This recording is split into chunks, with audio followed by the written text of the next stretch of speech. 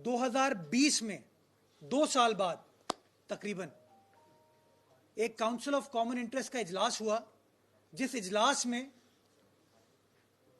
वजीर आला सिंध को और बाकी वज़राए आला को वफाकी वजीर असद उमर साहब बताते हैं कि जी सेंसस के नताइज के मसले को हल करने के लिए वजीर आज़म पाकिस्तान ने और वफाकी काबीना ने एक कमेटी तश्कील दी है और वो कमेटी अपनी सिफारिशात पेश करेगी।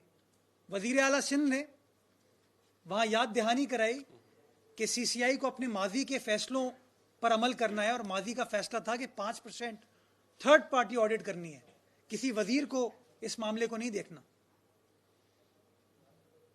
खैर, वजीर आला सिंध ने सारी पाकिस्तान की आबादी का, अवाम का मुकदमा लड़ा, पीपल्स पार्टी ने मुकदमा लड़ा और फिर फैसला वजीर आज़म पाकिस्तान ने किया। काउंसिल ऑफ कॉमन इंटरेस्ट ने मुत्तफिका तौर पर फैसला किया कि वो कमेटी सूबों से उनकी रिजर्वेशन सुनने के बाद अपनी सिफारिशात को जमा कराएगी। ये नवंबर 2020 में काउंसिल ऑफ कॉमन इंटरेस्ट का फैसला हुआ और वो काउंसिल ऑफ कॉमन इंटरेस्ट के सरबराह इमरान खान साहब हैं। सूबों से आज तक इस हवाले से कोई मशावरत नहीं की गई। सूबाई सिंध की हुकूमत से इस हवाले से कोई मशावरत नहीं की गई और फिर हमें पता चलता है कि गालिबन दिसंबर 2020 के किसी काबीना के इजलास में उस वज़रा की कमेटी की सिफारिशात को पेश भी किया गया और उसको मंजूर कर लिया। अब हैरत होती है कि इमरान खान साहब CCI के सरबराह भी हैं, वफाकी काबीना के भी सरबराह हैं। एक तरफ वो फैसला करते हैं नवंबर 2020 में कि जी सूबों से बात करके मशावरत करके फैसला किया जाएगा और उसके कुछ रोज बाद, कुछ हफ्ते बाद वफाकी काबीना उनकी सरबराही में मिलती है और मिलकर वो उस रिपोर्ट को अप्रूव कर देती है। वो मुईद यूसुफ साहब ने कहा था ना, कॉमर्स मिनिस्टर के तौर पे वो एक डिफरेंट कैपेसिटी में है, वजीर आज़म के तौर पर वो डिफरेंट कैपेसिटी में है। तो शायद यही मंतक इमरान खान साहब की चल रही थी कि CCI में कुछ और फैसला कर लो, वफाकी काबीना में कुछ और फैसला कर लो। आज वो जो काबीना ने मंजूरी दी है वो रिपोर्ट CCI में पेश की जा रही है और सूबाई सिंध का उसूली मौक़िफ़ है कि ऐसा एविडेंस हमारे पास अवेलेबल है कि सूबाई सिंध की आबादी को अंडर शो किया गया है, अंडर रिपोर्ट किया गया है। बलूचिस्तान के हवाले से भी हमारे पास शवाहिद हैं, रिपोर्ट्स हैं कि उसकी पॉपुलेशन को भी अंडर रिपोर्ट किया गया है और हम समझते हैं कि अगर माजी के CCI फैसलों के मुताबिक थर्ड पार्टी ऑडिट करें आप तो इस मामले को आसानी से रिजॉल्व किया जा सकता था। लेकिन अफसोस सद अफसोस कि तहरीक इंसाफ हुकूमत इस मामले पर इंसाफ में बिलीव नहीं करती और माजी के अपने किए हुए फैसले, CCI के किए हुए फैसलों को खुद वायलेट कर रही है। तो आज वजीर आला सिंध ये मुकदमा पॉपुलेशन के हवाले से CCI के सामने रखेंगे और हम इसलिए इस बात पर जोर देंगे कि प्रॉपर प्लानिंग के लिए ये ज़रूरी है कि आपको अपने नंबर्स पता हों आबादी के। जब तक आपको नहीं पता कि आपके कितने शहरी हैं, आप कैसे उनके लिए सहूलियात क्रिएट कर सकते हैं, कैसे उनके लिए प्लानिंग की जा सकती है, कैसे डेवलपमेंट की जा सकती है, कैसे वसाइल दिए जा सकते हैं।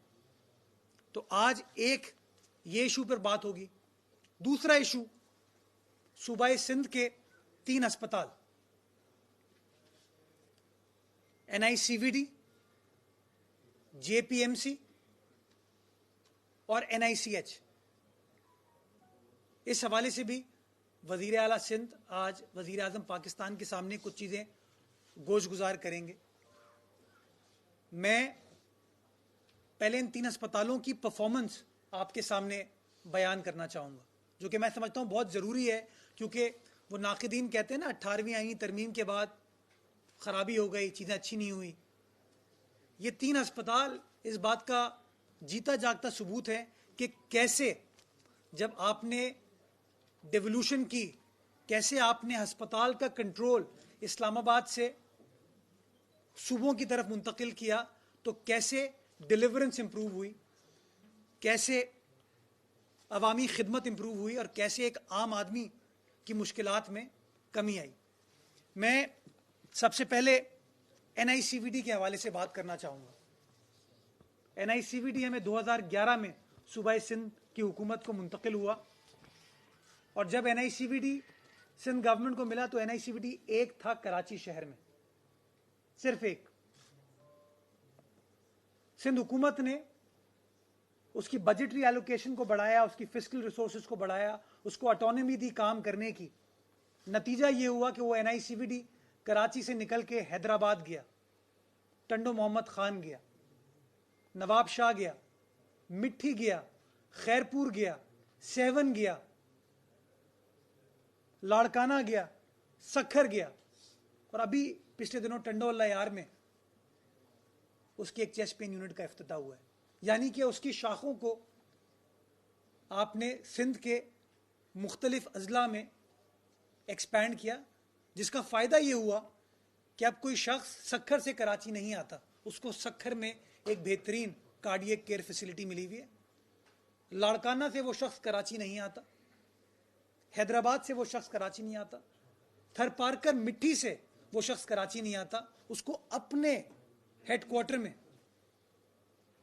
वो बेहतरीन कार्डियक केयर मिल रही है और मुफ्त, एक पैसा ये इदारा चार्ज नहीं करता किसी भी पेशेंट से। 100% तमाम अखराजात सिंध हुकूमत बेयर करती है और उसका नतीजा ये हुआ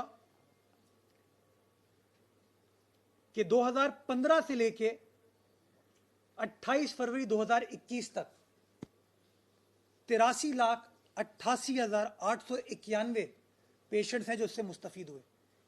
83,28,891। ये मैं आपको 2015 से फिगर दे रहा हूं जब हमने एक्सपेंशन स्टार्ट कर दी थी NICVD की। 83 लाख पेशेंट्स का मुफ्त इलाज, ऐसा इलाज जिसकी मिसाल आप दुनिया में दे सकते हैं, वो इलाज हो रहा है सूबा सिंध में हो रहा है। सूबा सिंध की हुकूमत करके दे रही है। हम कहते हैं पीपल्स पार्टी फेडरेशन की जमात है, हम हमेशा पाकिस्तान का सोचते हैं।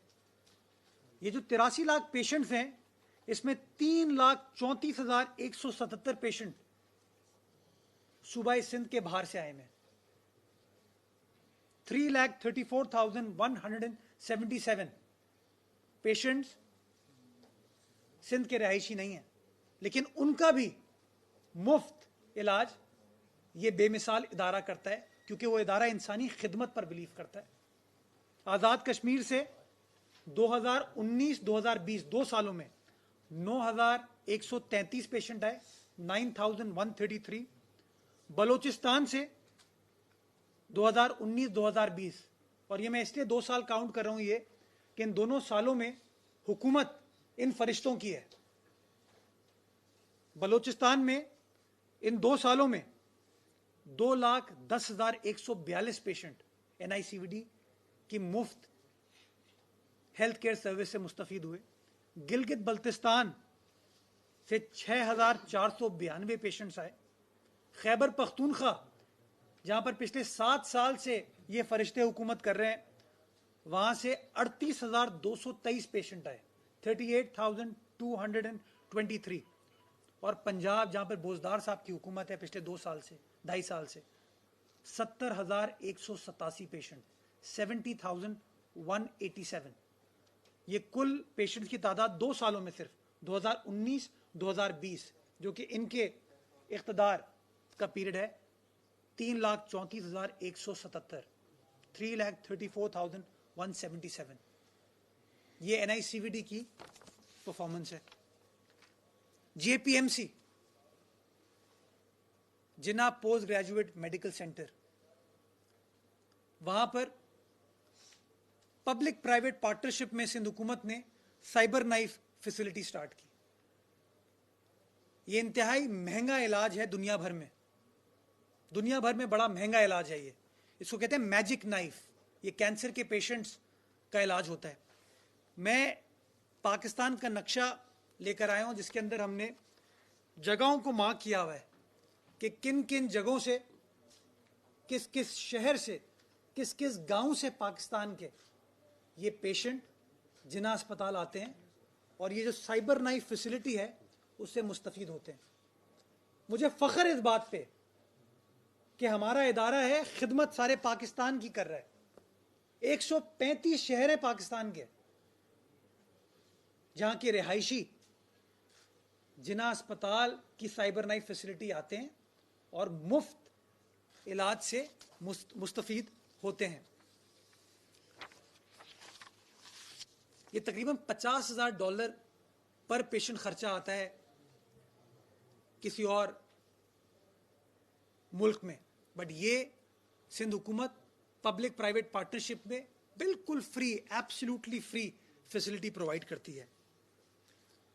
2012 से लेके आज तक 13,075 पेशेंट्स हैं जो कि इस फैसिलिटी से साइबर नाइफ से मुस्तफीद हुए हैं। 13,075, 13,075 पेशेंट्स हैं जो कि पिछले 8 साल में साइबर नाइफ फैसिलिटी से मुस्तफीद हुए हैं। और मुझे खुशी होती है आपको बताते हुए कि इन 13,075 पेशेंट्स में से 48% पेशेंट वो हैं जो कि सिंध के रिहायशी हैं। 48% पेशेंट सिंध के रिहायशी हैं। बाकी 49% पंजाब, खैबर पख्तूनख्वा, बलोचिस्तान से आते हैं और 3% पाकिस्तान से बाहर से आए। जब मैं ये बात करता हूँ, कुछ पीटीआई के दोस्त हमारे, चूंकि उनका काम ही मजाक उड़ाना है, तज़हीक आमेज बात करना है, वो कहते हैं भाई ये देखो कितनी गलत बयानी कर रहे हैं, पाकिस्तान से बाहर से कैसे आ सकते हैं लोग। आप चाहेंगे हम लोगों के डेटा को प्राइवेट रखते हैं, सीक्रेसी है। आप चाहेंगे तो मैं आपके साथ वो तफसीलात शेयर कर सकता हूँ पासपोर्ट नंबर्स के साथ कि वो पाकिस्तानी जो कि किसी और मुल्क में मुकीम है वो इस फैसिलिटी से मुस्तफीद होने के लिए कराची शहर आए और मुफ्त उनको इलाज मिला। ये है इंसानी खिदमत जो कि Sindh government public private partnership में कर रही है। इसी तरह एक और फैसिलिटी है पीईटी स्कैन मशीन, ये कैंसर के पेशेंट्स के लिए होती है। सिंध वो वाहिद सूबा है जहां पर सरकारी सतह पर यह चीज फ्री प्रोवाइड की जाती है, एब्सोल्युटली फ्री, किसी और सूबे में नहीं। 2016 से ये फैसिलिटी हमारे यहाँ चल रही है और मुझे बताते हुए आपको खुशी होती है कि 2016-17 से लेकर अब तक 8,500 पेशेंट्स हैं जिनकी ये पेट स्कैन मशीन से मुस्तफीद हुए। 8,500 पेशेंट्स 2017 से लेकर आज तक, जिसमें 72% तादाद सिंध में बसने वाले शहरियों की है और 28% खैबर पख्तूनख्वा, पंजाब और बलूचिस्तान से आए। और इसी तरह NICH भी इंसानी खिदमत कर रहे हैं। अब ये पीटीआई वाले कहते हैं ना कि हम तो चीज़ों को बेहतर करने के लिए आ रहे हैं। मैं सवाल पूछना चाहूँगा कि अगर आपके पास चीज़ें बेहतर होती तो आपके यहाँ से पेशेंट सूबाई सिंध क्यों आ रहे होते? खैबर पख्तूनख्वा में 7.5 साल से आपकी हुकूमत है, क्यों 38,223 स्टूडेंट पेशेंट खैबर पख्तूनख्वा से अमराज़े क़ल्ब के सिलसिले में सूबाई सिंध तशरीफ़ लाए?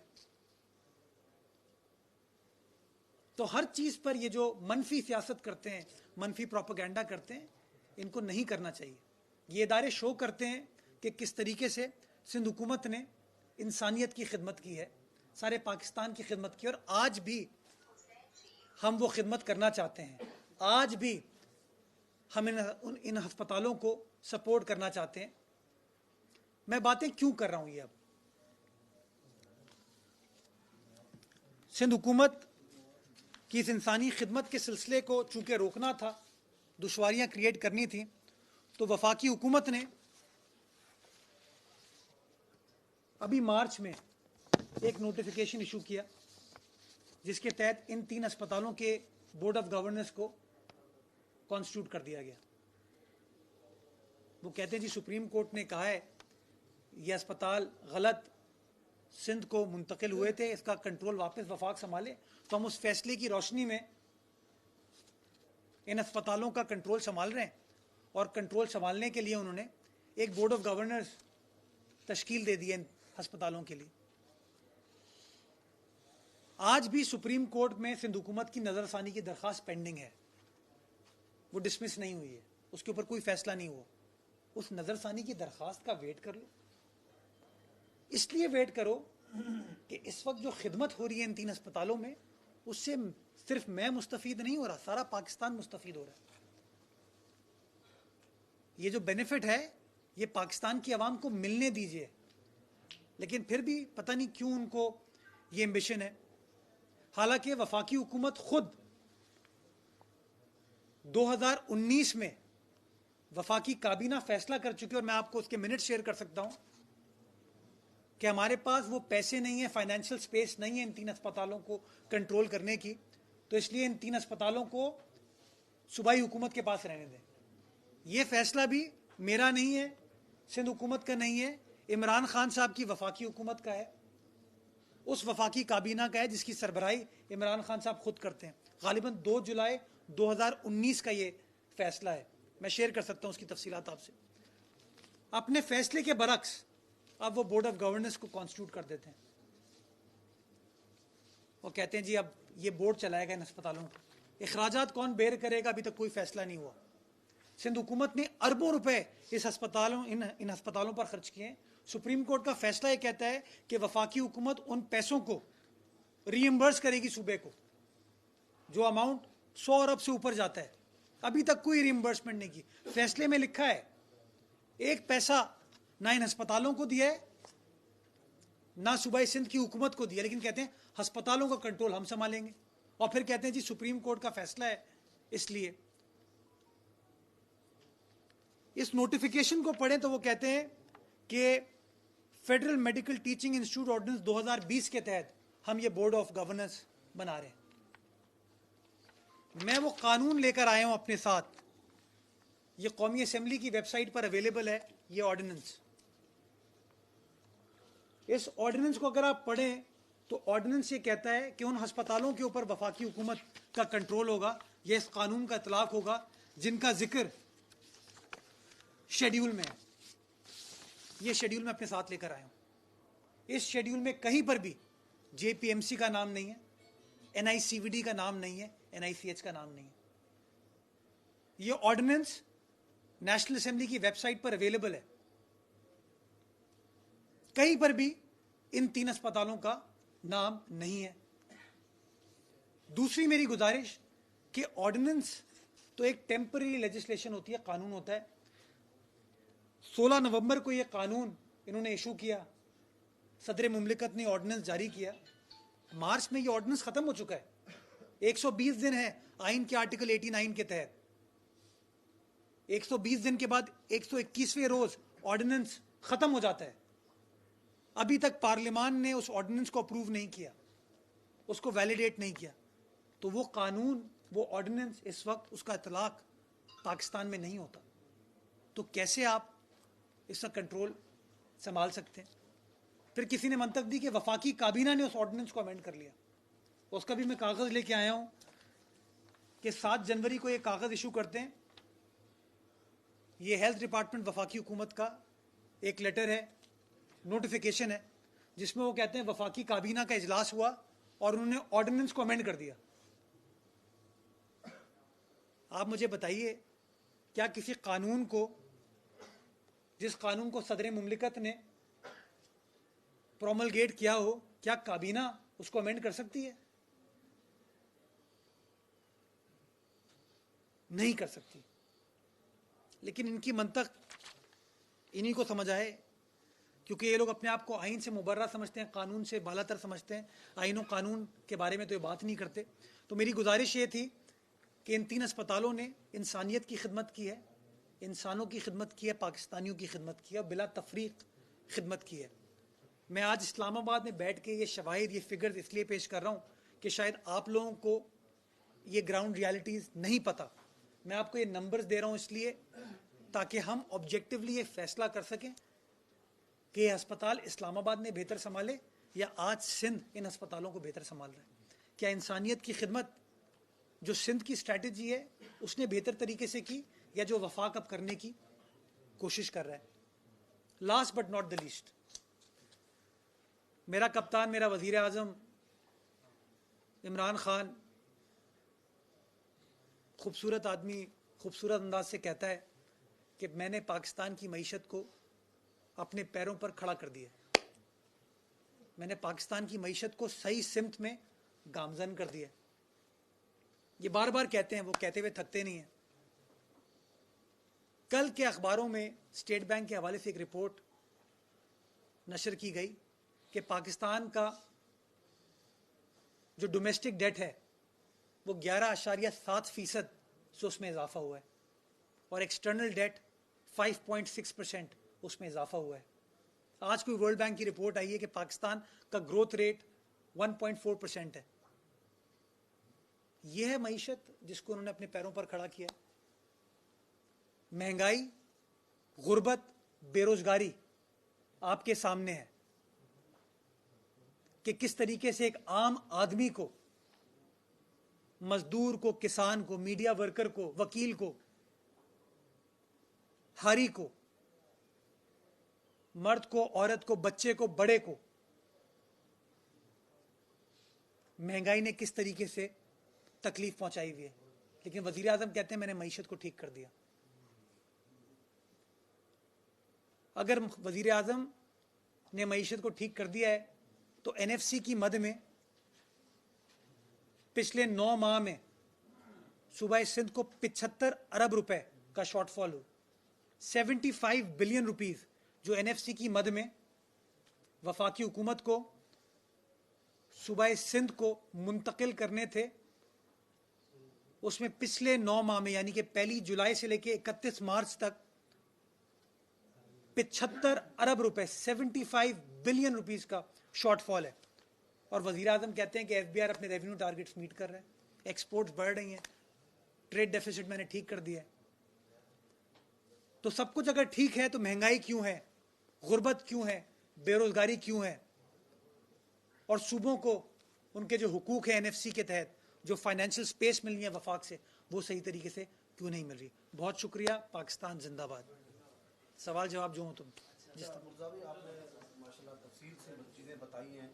अगर आप सिंध हुकूमत इतना अच्छा काम कर रही है, जो आपने फिगर बताए सारी चीज़ें, तो फिर क्या वजह है कि वफाकी हुकूमत चाहती है कि ये अस्पताल उसके अंडर है, उसका कंट्रोल हो? इसके पीछे आप क्या वजह समझते हैं? बुग़्ज़ पीपल्स, एक मिनट, इसका बड़ा सिंपल जवाब है, बुग़्ज़ पाकिस्तान पीपल्स पार्टी, बुग़्ज़ बिलावल भुट्टो जरदारी, और कुछ नहीं।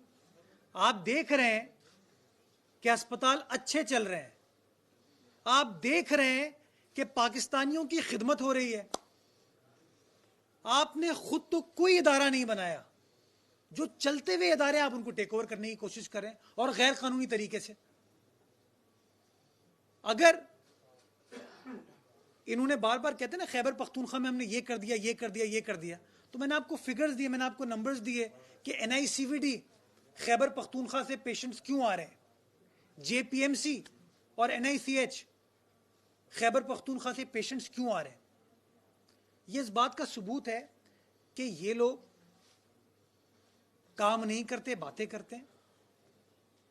3 इदारे अच्छे तरीके से ऐसे अंदाज से चल रहे हैं, उनको अपने पैरों पर खड़ा कर दिया गया है, उनकी एक इंटरनेशनल रिकग्निशन हो गई है, बैनुल अक़वामी सतह पर इन इदारों को पजीराई की जाती है। तो उन्होंने कहा चलो हम इदारे बना तो नहीं सकते, इदारों को टेक ओवर कर लेते हैं।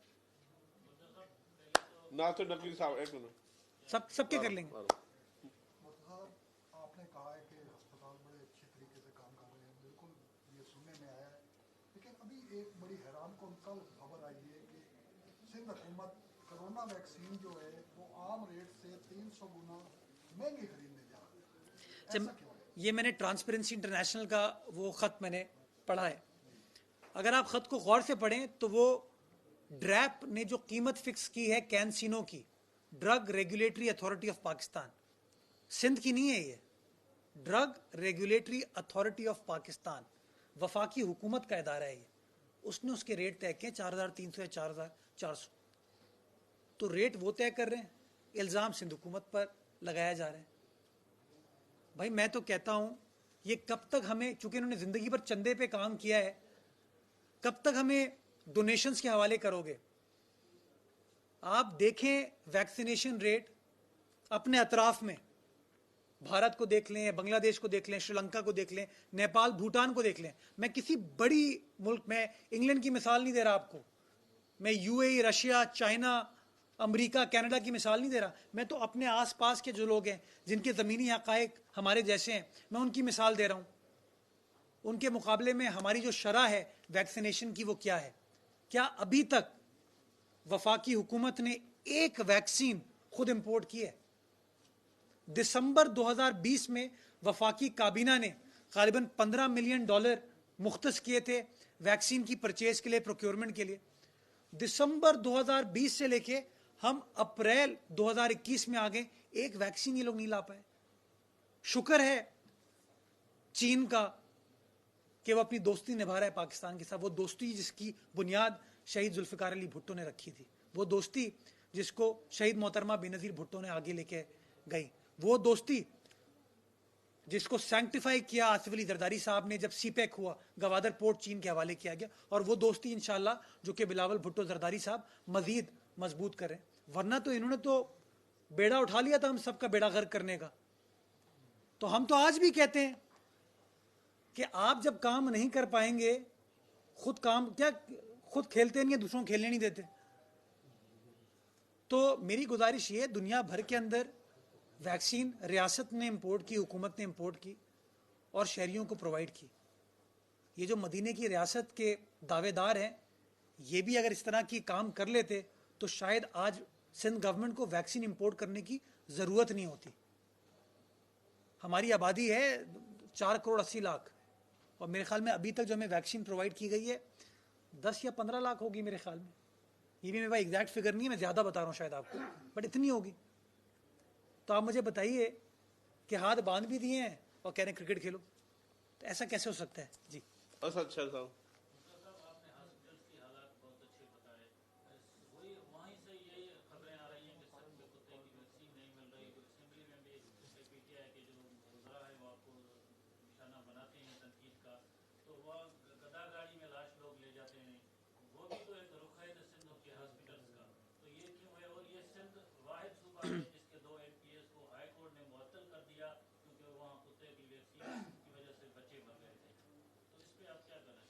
अच्छा, जो साहब बहुत ज़्यादा शोर मचाते हैं, पीटीआई के एमपी है, उन्होंने भी जब जेल गए वो तो लिख के दिया कि मुझे एनआईसीवीडी भेज दो।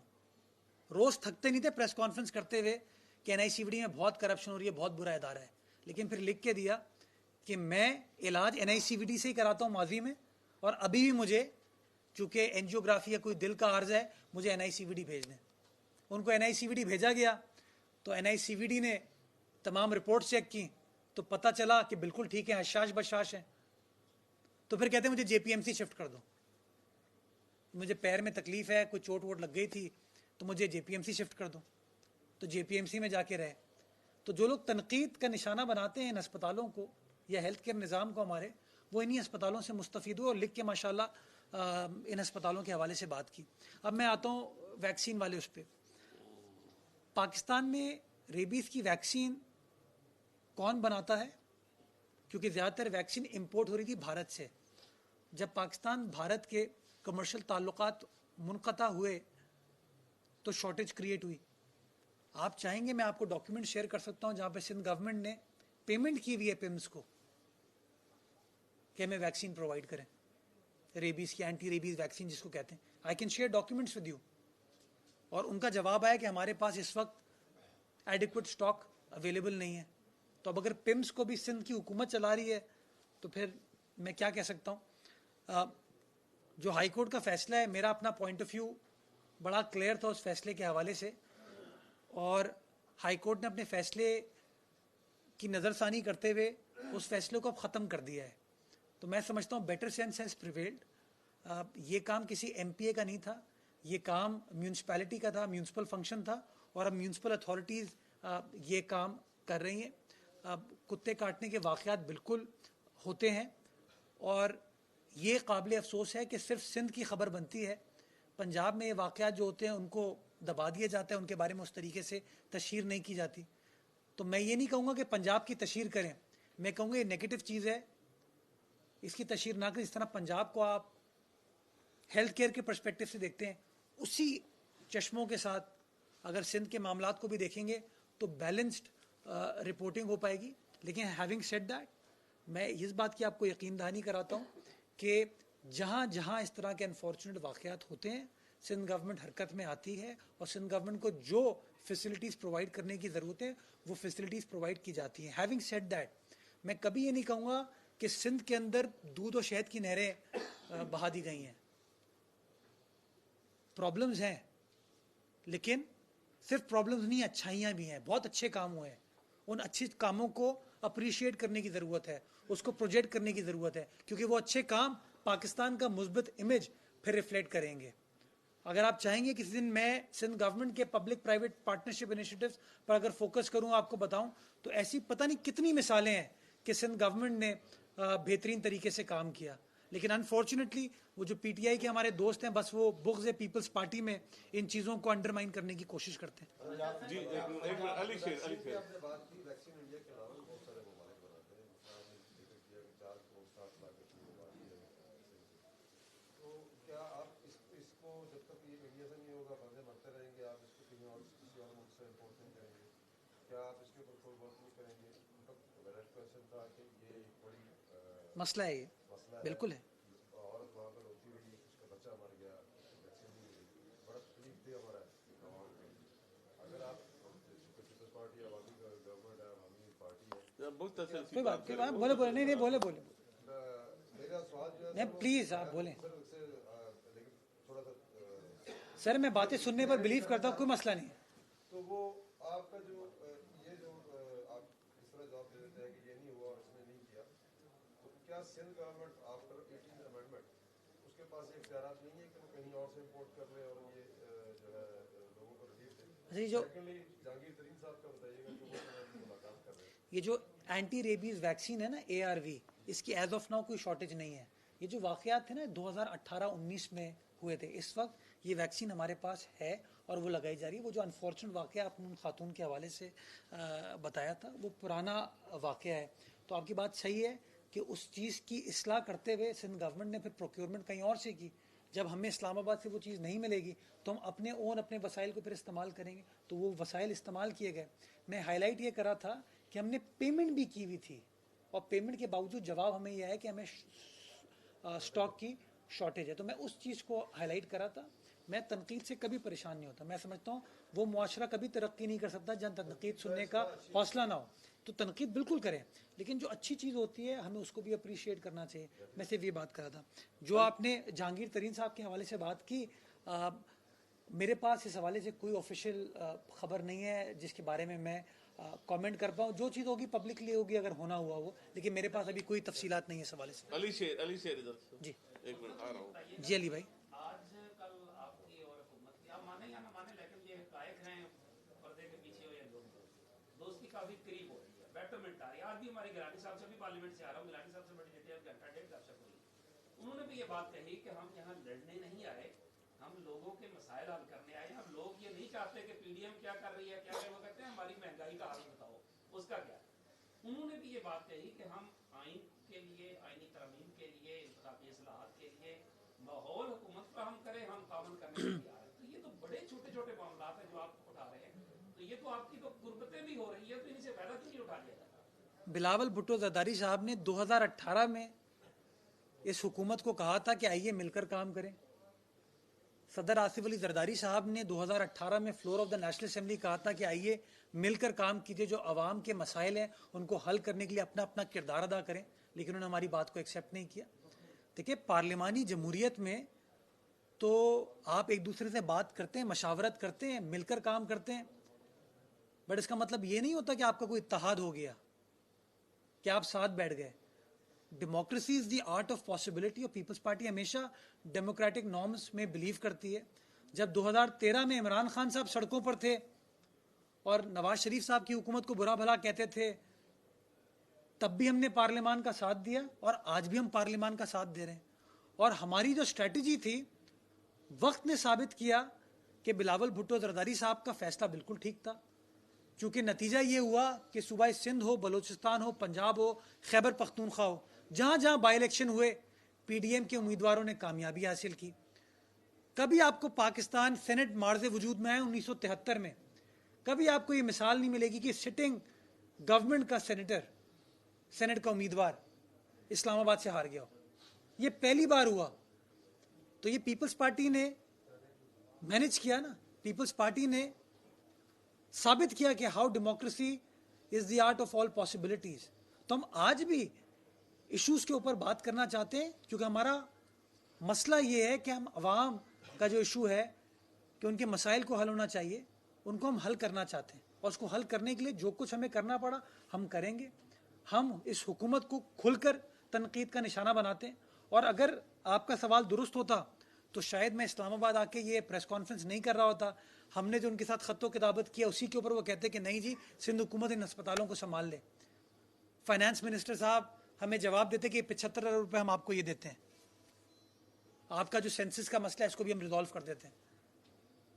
तो मेरा पॉलिटिकल डेमोक्रेटिक कॉन्स्टिट्यूशनल राइट है कि मैं अपना पॉइंट ऑफ व्यू एक्सप्रेस करूं। और पाकिस्तान पीपल्स पार्टी हमेशा से आवाम के ऊपर जो आवाम के हुकूक की तर्जुमानी है वो मौसर अंदाज से करती है और इंशाल्लाह इसी तरीके से करती रहेगी। धोकी साहब मैनेज करें, सबका जवाब दूंगा मैं। पीपल्स पार्टी हमेशा आवाम की नुमाइंदगी करती है। किसका करूं? अब हम नवाज का अच्छा, पीपल्स पार्टी हमेशा आवाम की नुमाइंदगी करती है और गरीब तबके को एड्रेस करती है और उनके मसाइल इशू, जिस तरह आपने फरमाया कि महंगाई है मुल्क में, बेरोजगारी है। इस कोरोना वायरस के दौरान सिंध हुकूमत अपनी 4 करोड़ आवाम को मुफ्त वैक्सीन लगवा रही है, कोई है प्रोग्राम ऐसा? मैंने आपको बताया ना, सिंध गवर्नमेंट ने तो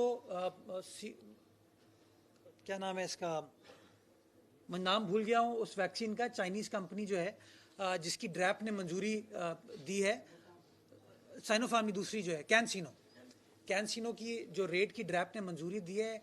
जैसी मंजूरी आ गई उसकी सिंध गवर्नमेंट ने उसके ऑर्डर प्लेस कर दिए। गालिबन 10 मिलियन वैक्सीन का ऑर्डर प्लेस किया और रिक्वेस्ट की है कि अगर 20 लाख वैक्सीन, 1 करोड़ में से 20 लाख अगर फौरी तौर पर प्रोवाइड कर दी जाए तो हम मुफ्त अपने शहरियों को वो लगाना चाहेंगे। मुझे तो आज एक और चीज़ आपको बताते हुए खुशी होती है कि सिंध वो पहला सूबा है जिसने अपने कैदियों को वैक्सीन लगाना शुरू कर दी है। इस वक्त किसी और सूबे के अंदर, जेलों के अंदर वैक्सीन नहीं लगाई जा रही। सिंध में आज मीरपुर खास जेल में, मलीर जेल के अंदर ये वैक्सीन लगाई गई है। तो हम तो बहुत ही कीनली, प्रोएक्टिवली वैक्सीनेशन के प्रोसेस को आगे लेकर चल रहे हैं। और हमने मास्क के हवाले से भी इसी तरह की बात की थी। तो मैं अभी भी समझता हूँ कि हमें इस वबा से अपने आप को बचाने के लिए, अपने घर वालों को बचाने के लिए ये एहतियाती तदाबीर इस्तेमाल करनी है, जिसमें एक एहतियात मास्क के ज़रिए और दूसरी एहतियात इस वैक्सीन के ज़रिए। वी आर कमिटेड, जो कुछ भी अपने शहरियों को तहफ़्फ़ुज़ फराहम करने के लिए करना पड़ा, सिंध गवर्नमेंट वो करने को तैयार है। अच्छा जी भाई,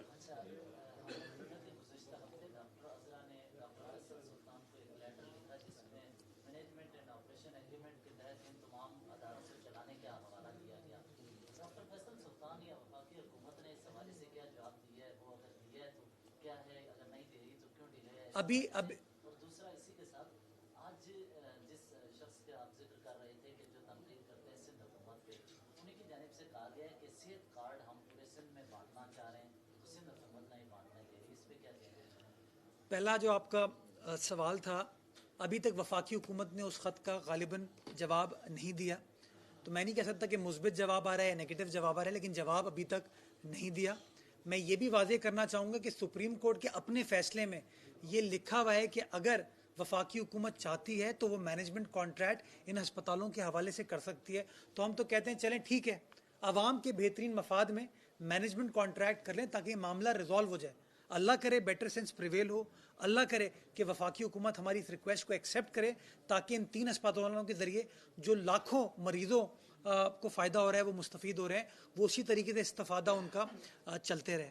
जिन लोगों के आप सेहत कार्ड की बात कर रहे हैं मेरे भाई, उनके पेशेंट्स वहाँ से उठ के मेरे सूबे में आ रहे हैं और मैं ऐसे उनसे मिल रहा हूँ। क्यों? क्योंकि मेरे सूबे में सेहत कार्ड की ज़रूरत नहीं है, मेरे सूबे में वैसे ही मुफ्त इलाज हो रहा है। सिंध के अंदर, गंबट के अंदर liver transplant, kidney transplant, cornea transplant free of cost हो रहा है। सारे पाकिस्तान से पेशेंट्स आते हैं। NICVD, JPMC, NICH का मैंने आपको जिक्र कर दिया। तो मैं तो समझता हूं कि हेल्थ कार्ड जब आप दे रहे हैं तो आप ये एक्सेप्ट कर रहे हैं कि स्टेट वो फैसिलिटी प्रोवाइड नहीं कर रहा। हम तो एज स्टेट, एज गवर्नमेंट वो फैसिलिटी प्रोवाइड कर रहे हैं, और जहां जहां उस फैसिलिटी को मजीद बेहतर बनाने की जरूरत है हम वो भी करने को तैयार हैं। अच्छा, बहुत बहुत शुक्रिया। जी, आप इसका मतलब है कि तस्दीक कर रहे हैं कि क्योंकि हम सहूलियात दे रहे हैं लिहाजा सिंध को सेहत इंसाफ कार्ड की जरूरत नहीं। मैंने इस तरह की कोई बात नहीं की क्योंकि उनका प्रपोजल मेरे पास नहीं आया, बट मैंने जवाब इस बात का दिया है कि सिंध के अंदर तो लोगों को ऑलरेडी एक इफेक्टिव सर्विस मिल रही है, और उस इफेक्टिव सर्विस का सबूत ये है। नहीं, आप अगर बेहतर चीज ये है कि अगर उनका इंसाफ कार्ड, सेहत कार्ड या जो भी कार्ड है वो सही चल रहा होता तो मेरे ख्याल में पेशावर से, स्वात से, मिंगोरा से पेशेंट्स मेरे शहर नहीं आ रहे होते। बहुत शुक्रिया। आपके है कोई जहन में कोई मरीज से कोई से हो? मैं तो आपको दावत दूंगा, आप लोग आ जाए हमारे